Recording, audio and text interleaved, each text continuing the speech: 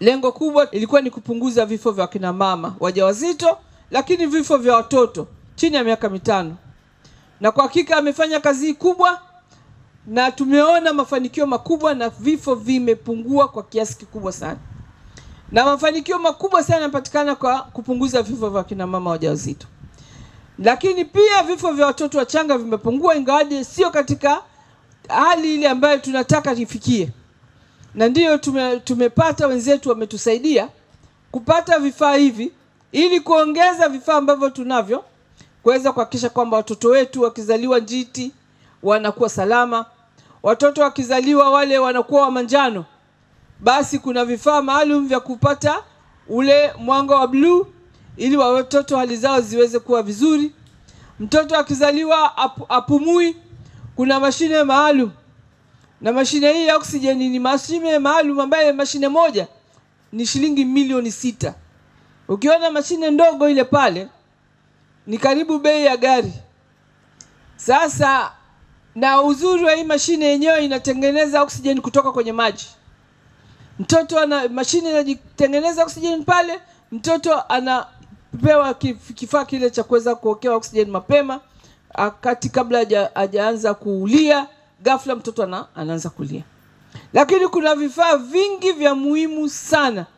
Na elimu katika programu hii kuna kipengele cha kuwajengea uwezo wataalamu wetu. Lakini pia wameboresha baadhi ya maeneo ya kutoa huduma ili iendane na hali ya kisasa zaidi na hivi vifaa viweze vikawekwa vizuri.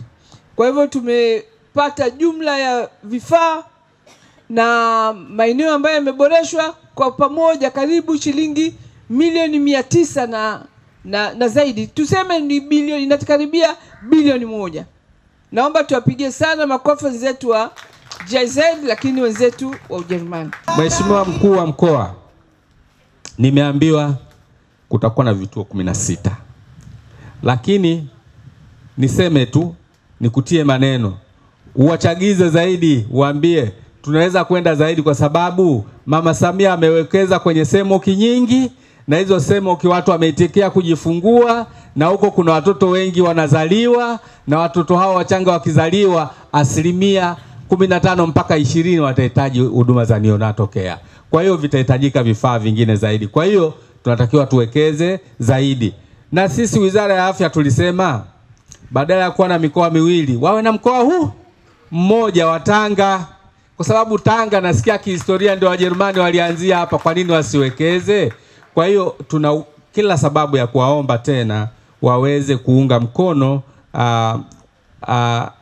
kazi kubwa anayoifanya Mama Samia ya kutoa resources katika vituo vyetu. Basi waunge mkono ili angalau tuweze kuboresha huduma katika huu mkoa wetu wa Tanga, na Wanatanga wafurahi kuona watoto wao wanaishi zaidi na zaidi na miaka mbele. Kwa namna kipekee sana GIZ wamekuwa pamoja nasi, wamekuwa bega kwa bega na sekta ya afya, hasa katika upande wa mama na mtoto, kuweza kuhakikisha kwamba tunaweza kuwa na vizazi vilivyokuwa hai na venye afya.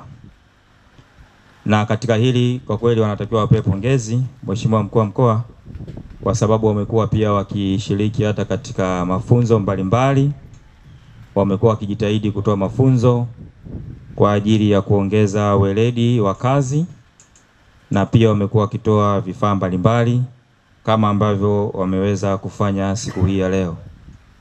Kwa hiyo wanachokifanya leo ni sehemu tu ya yale ambayo huwa wanayafanya. Sio kwamba wameanza leo, tumekuwa nao kwa muda mrefu na ni wadau wetu ambao wamekuwa wakitusaidia sana.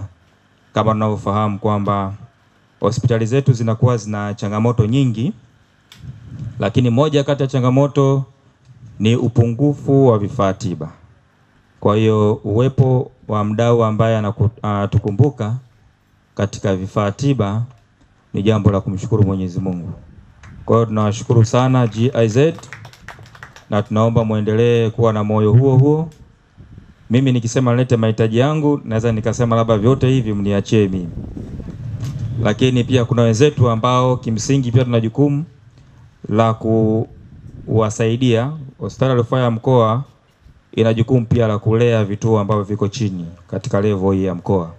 Kwa hiyo kwa vile sisi tuna jukumu hilo, badala ya wale watoto wachanga ambao labda walihitaji hizi huduma kuletwa kwetu kwa mfumo wa rufaa, basi wakiwa na vifaa kule kwao wanaweza pia wakawasaidia tena kwa uharaka na kutokuhatarisha kupoteza maisha.